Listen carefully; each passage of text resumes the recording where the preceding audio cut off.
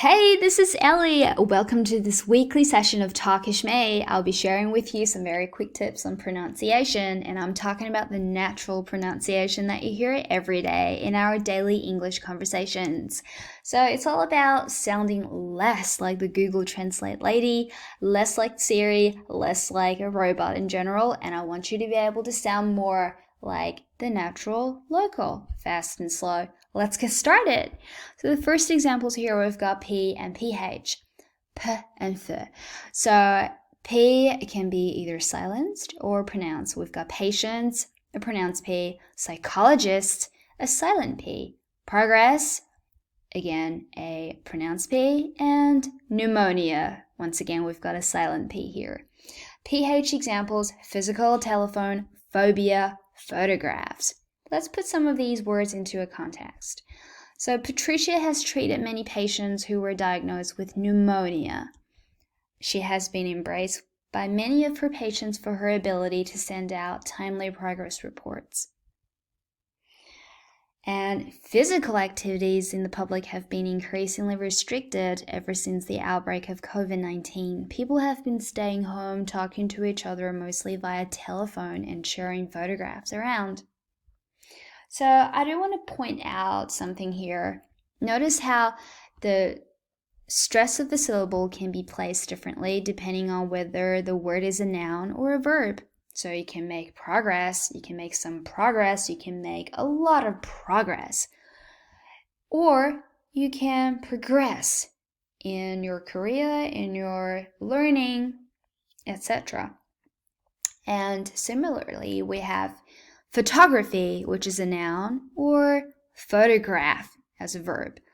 You can have a collage of photography, you can sign up for photography lessons, or you can photograph someone. You can photograph your beloved parents, grandma, siblings, girlfriend, boyfriend, or even Santa Claus. Now, T becomes very tricky if it's in the middle of a word or if it's connected with another word. It's almost always quietly pronounced. For instance, wrestle, fruity. Notice how it becomes a very subtle D. Now, if you want to infuse some emotions into the way you pronounce, you could say wrote, wrestle, fruity. But really, do you wish to sound like a robot? No. To be a little bit more natural, to lighten up a little, you say, I wrote you a letter, I wrote someone a letter, I wrote him a letter, I wrote everyone a letter. Or, I wrestle with a crocodile. And I thoroughly enjoyed that glass of fruity wine. Fruity wine. Fruity, fruity, fruity wine. So here's how it's actually said. Wrote, wrestle, fruity. T, if it's connected to a word starting with A, E, I, O, U, or Y, it becomes tricky too. So let me show you why I said that. You could have put on a good show, but really, say it fast, it becomes put on a show, put on a good show, put on a show, put on a show, put on a show, put on a show. Or you can have treat everyone with respect. Say it fast, say it naturally, it becomes treat everyone with respect. Treat everyone with respect. Again, it becomes a very subtle D. And this most probably comes up very often, especially if you're in a heated debate and you might talk over someone. When you apologize about that, you would probably say something like this. I'm sorry, but I didn't mean to cut you off. Notice how cut you off becomes cut you off. Now do it again. I didn't mean to cut you off. Much better. Okay, so next we have words ending with ed. It does become tricky, especially if it's connected with another word. So let's put some sentences here. Well, firstly, let's start with the examples. So we've got cleaned, tried, dressed, hyped, exhausted, logged. Now, I was logged in and cleaned up all files on my old computer. Logged in becomes logged in. Cleaned up becomes cleaned up.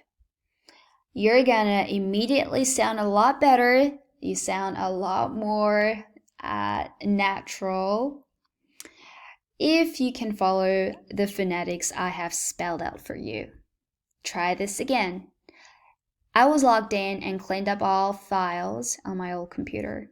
Again, I was logged in and cleaned up all files on my old computer. Much better. I try to understand you better, and I'm still trying to understand you better. Okay, maybe dial down on your emotions a little and sound a little bit more natural by saying, I try to understand you better, and I'm still trying to understand you better. This one is a little bit tricky because it's a lot of syllables to handle here. Credited to. Say it fast becomes credited to. The points were credited to my card. Again, the points were credited to my card. Credited to, credited to. Credit to. The points were credited to my card. So here's one trick for you. Trying to, try to, try to. Of course, they're spelled differently, but phonetically, it's all trying to. So here's what's going to happen next. Again, I want you to refer to these slides and keep reading out the sentences out loud to yourself. Do it with volume, do it with confidence. Hear yourself talk and then ask yourself whether you said these words naturally or did you sound like Google Translate. And if you have any questions or feedback for me, you're certainly welcome to write me literally anything. I hope that I have been very helpful in today's session. I look forward to chatting with you at our next Zoom session. And remember that you can actually follow the link below and add the calendar event to your Google or iCal or Outlook. I'll see you at 9 p.m. every Sunday, and that's Australian Western Standard Time. I hope you take care of yourself, take good care of your Talkish skills, and until next time, stay safe. Ciao!